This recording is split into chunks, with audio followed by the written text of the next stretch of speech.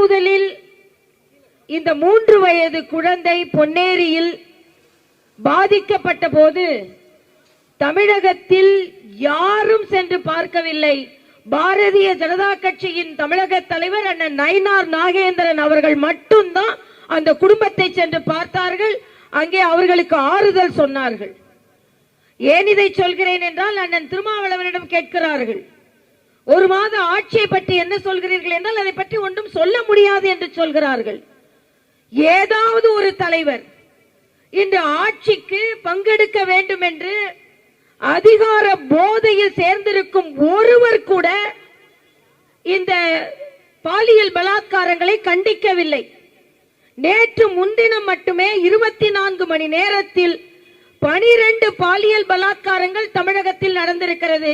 சென்னை சுற்றியுள்ள இடங்களில் 2 மணி நேரத்திற்கு ஒரு பாலியல் பலாத்காரம்.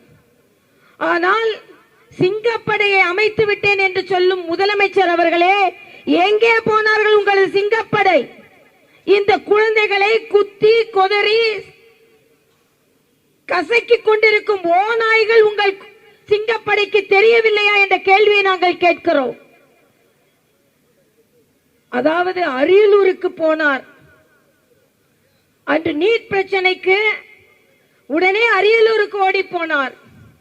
ஆனால் இன்று குழந்தைகள் பதைக்க பாலியல் பலாத்காரம் செய்யப்பட்டு அவர்கள் கொலை செய்யப்படுகிறார்கள். ஒரு இடத்திற்கு கூட முதலமைச்சர் சென்று பார்க்கவில்லை.